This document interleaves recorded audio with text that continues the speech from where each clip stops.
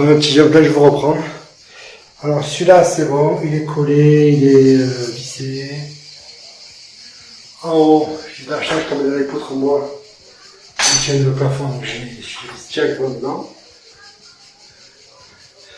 Celui-là, pareil, vissé au mur. Mais je me suis arrêté avant les tuyaux, bien sûr. Bon, les gars, je vous explique. J'aurais aimé vous montrer beaucoup plus de choses, mais c'est la canicule. Je suis pas présentable du tout. Je suis trempé, mais c'est impressionnant. L'élastique dans les cheveux ne tient même plus. Bon les gars,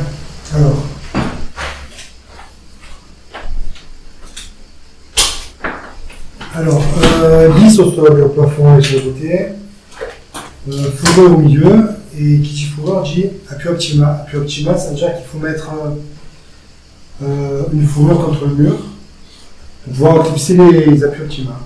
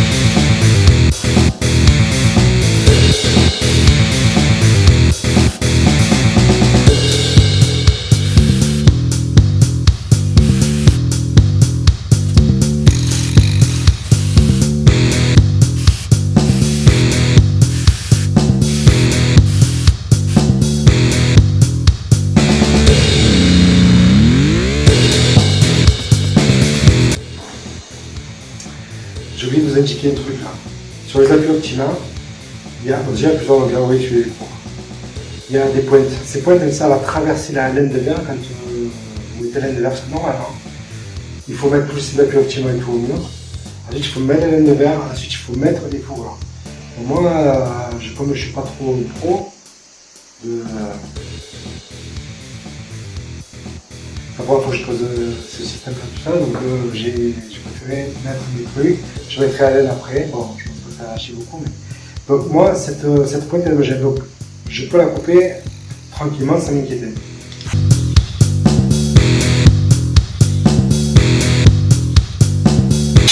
Ah, ça y est, c'est bon. Voilà. Et là, ça ne me gêne plus et ça n'a aucune conséquence sur le maintien mécanique de l'appui.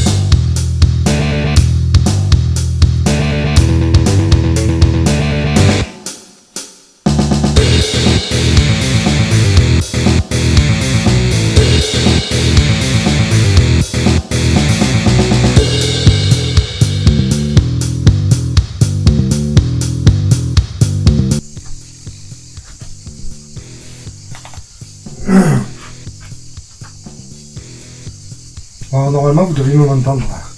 Moi, j'entends que ça résonne moins déjà.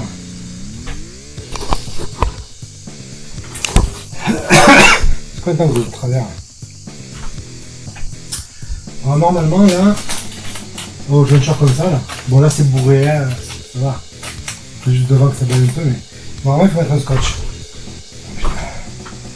Pour la continuité de l'isolation et éviter les ponts thermiques. Alors, moi, je vais vous dire. Alors, faites-le, parce que on va dire que c'est ma faute après.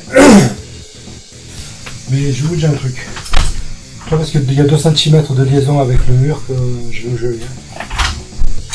Et puis, derrière c'est isolé, je veux dire, c'est bourré de laine. Bon, ça c'est fait. Maintenant, il faudrait que je plaque.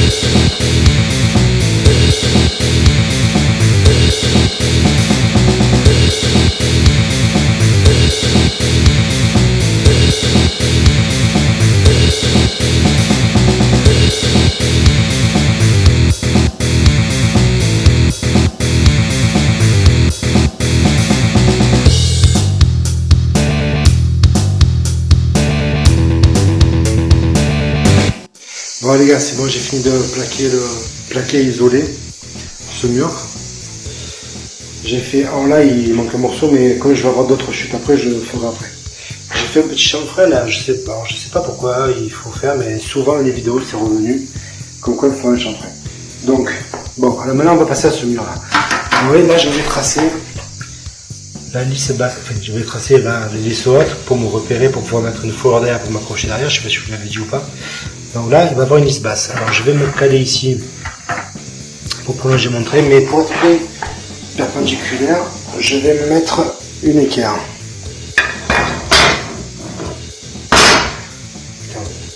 Bon les gars, finalement, je préférais mettre la lisse sur le côté. Parce que je me suis dit que ça me ferait une butée ici déjà.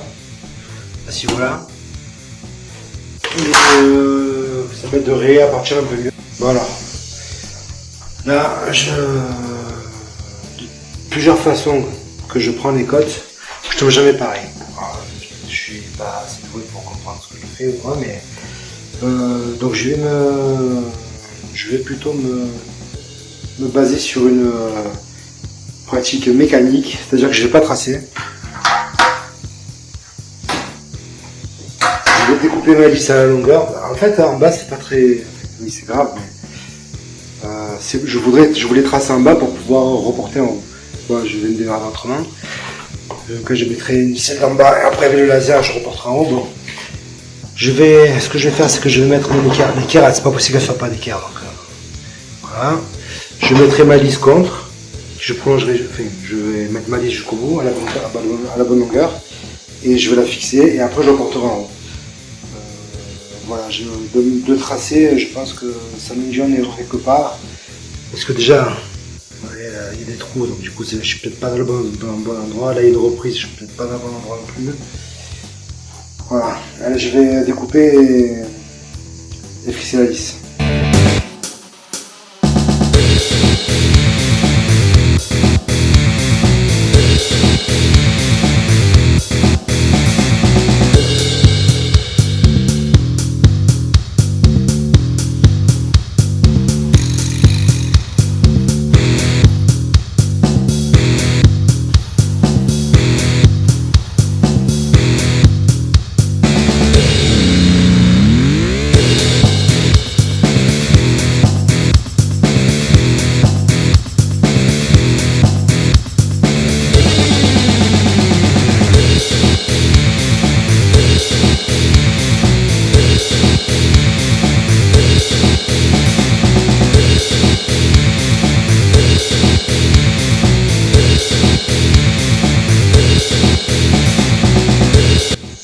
Voilà, je vous montre mon gabarit. Voilà, il est totalement... comment dire? En fait, il y a beaucoup d'erreurs. Mais ce qui est bon, c'est la cote d'ici. Parce qu'après, le bac à douche doit arriver ici parce que le carrelage il vient en recouvrement. Donc ma taille est là, ma dimension elle est bonne ici. Et là, le carrelage compris, ma dimension elle est bonne ici. C'est ça qui donnera la dimension de mon bac et la dimension du côté toilette. Et comme ça, je pourrais poser des fourrures Enfin, je pourrais marquer pour l'instant l'emplacement des fourrures que je vais mettre derrière le placo pour pouvoir me visser dedans après. Je vais vous expliquer quand même pourquoi je m'attarde sur le fait de prendre un bac de mettre un bac à 90 cm ou 80. Parce qu'en fait, là il va y avoir le robinet. Il faut que je voie pour le centrer et éventuellement mettre une fourrure au milieu entre les deux sorties d'eau là. Ça me décale de 10 cm, je ne serais pas bon par rapport à la fourrure. Bon les gars, ça y est, on est bien avec Cocinelle. Donc elle a tranché, c'est tout con, en fait elle a dit on fait à 85, parce qu'elle n'avait pas décidé non plus, donc entre 80 et 90 il y a 85, on fait 85. Donc là je l'ai aligné. Hop. Là je l'ai aligné à 85. Voilà, donc mes rails ils vont arriver là. Et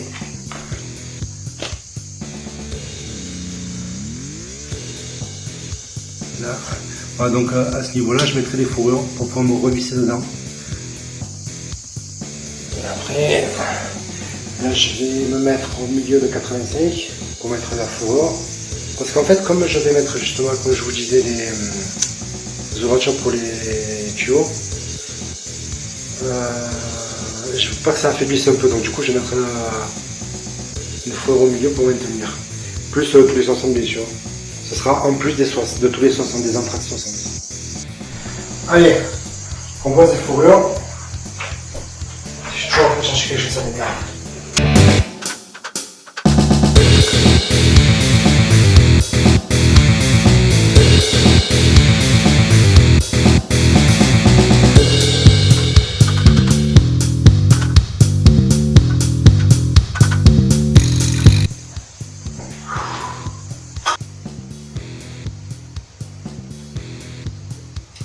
Ouais, bah, si vous faites les travaux, achetez des trucs comme ça. Hein. Trop bien. Ça marque et ça reste. Bon, le crayon, alors oui, c'est bien, mais je sais pas, je fais la moitié de la ligne qui a été bouffée.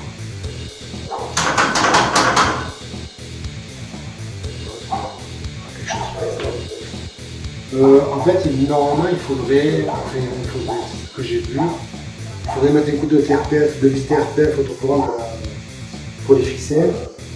Pas que ça bouge lors de pas mal de chantier. Mais bon, je comprends si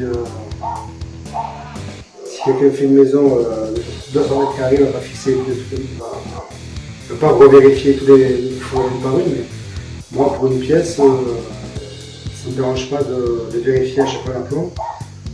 Surtout que j'aime pas trop mettre les TRPF parce que des fois je l'ai mis une quand j'ai fait un petit bricolage, un petit placard.